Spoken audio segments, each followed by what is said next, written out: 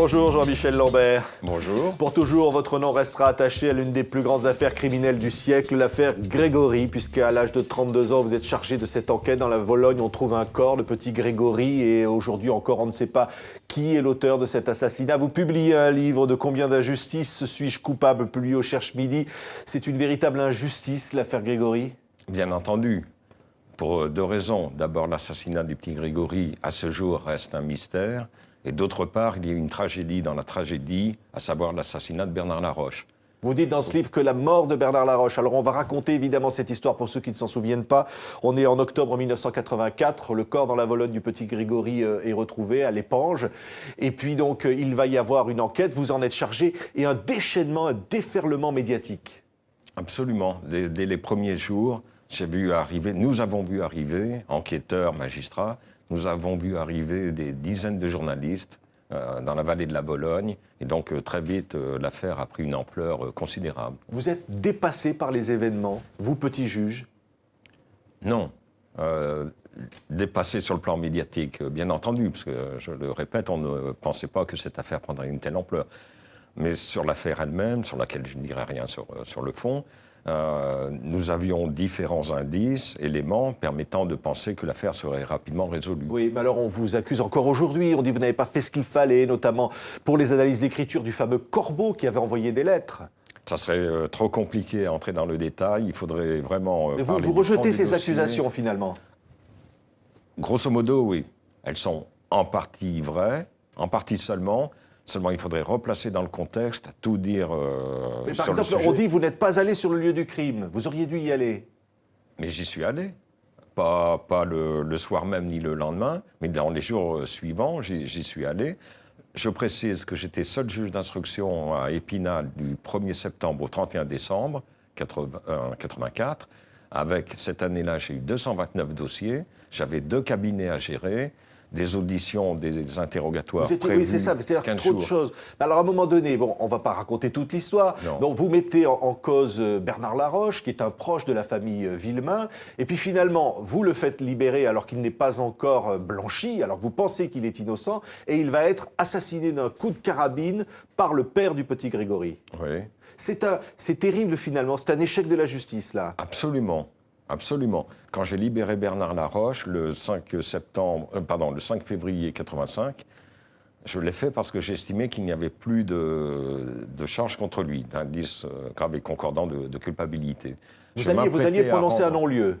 Voilà, courant avril, j'aurais rendu un non-lieu en sa faveur, et dont son assassinat l'a privé. Oui, vous dites aujourd'hui, et vous le dites dans ce livre, je suis convaincu qu'il était innocent. Oui. C'est une conviction qui vient d'où, Jean-Michel Lambert?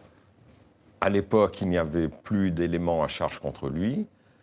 Donc, par définition, je n'ai pas suivi l'évolution du dossier, sauf, comme tout le monde, par la presse. Je sais qu'il y a eu d'autres éléments qui le désignaient, au niveau des expertises en écriture, par exemple. Sauf que, dans 2 arrêts, en 2002 et 2009, la Cour d'appel de Versailles a dit que l'instruction à Dijon n'avait peut-être pas été menée dans les meilleures conditions possibles. Je schématise à l'extrême, et qu'on a cherché à faire porter le chapeau à un mort. Oui, mais il y a aussi les avocats de la famille Villemain aujourd'hui qui vous mettent en cause et qui disent que votre livre est infâme, c'est une escroquerie intellectuelle, ils ont des mots très durs. Ils disent que vous avez négligé un arrêt de la Cour d'appel de Dijon qui rejetait la responsabilité de Christine Villemain, puisqu'après la mort de Bernard Laroche, c'est elle qui va être mise en cause par vous, et qui faisait porter des charges sévères contre Bernard Laroche. Alors, j'ignore la date de cet arrêt.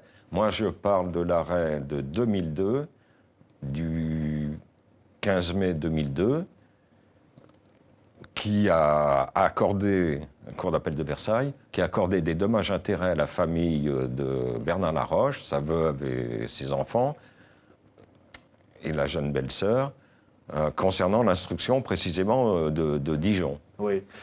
Christine Villemain va être arrêtée.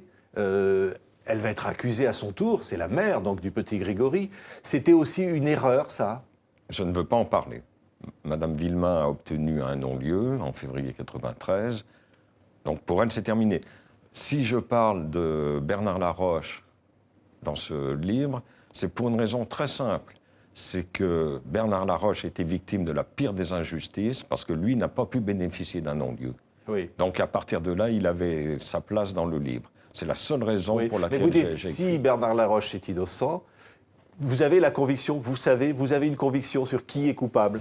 Bien entendu, Au je fond ne de vous dirai rien Mais vous, sur ce sujet. vous avez une idée. Une idée n'est pas une preuve n'est pas une accusation n'est pas une condamnation. Oui, mais on ne saura jamais qui était le coupable dans cette affaire. Disons que les chances s'amenuisent, les espoirs s'amenuisent de jour en jour, sauf à ce qu'une expertise quelconque donne des éléments de réponse. Oui, tout a été fait, l'ADN sur la cordelette, etc. Jean-Michel Lambert, dans ce livre, vous dites de combien d'injustices suis-je coupable? Parce que vous allez poursuivre votre carrière. Vous citez des exemples, des gens condamnés qui ne sont pas indemnisés. Vous parlez de l'affaire Doutreau, vous parlez d'un certain nombre de choses. Au moment où vous prenez votre retraite, il y a 2 jours, vous avez pris votre retraite, vous vous dites finalement la justice, ça ne marche pas. C'est plus compliqué. La justice marche. On peut même dire, dans beaucoup d'affaires, elle marche très bien. Il y a des décisions qui sont acceptées par toutes les parties, que ce soit au pénal ou au civil. Mais à côté, il y a effectivement toute une zone sombre d'injustice commise au préjudice de dizaines de milliers, voire centaines de milliers de justiciables, des gens honnêtes, des gens probes ou des innocents. La faute à qui tout ça? C'est le système qui ne va pas? C'est une justice humaine qui se trompe? Il y a 36 000 causes. Il y a la personnalité des magistrats, avec leurs qualités, leurs défauts, leurs forces, leurs faiblesses, leurs passions, etc. Il y a la faute du législateur aussi. Je reviens aussi sur les magistrats. Il y a aussi les conditions harassantes dans lesquelles ils travaillent. Ils sont des mis en charges cause, de travail oui. considérables. Et à côté de ça, il y a aussi la responsabilité du législateur qui, très souvent, pond des lois mal ficelées.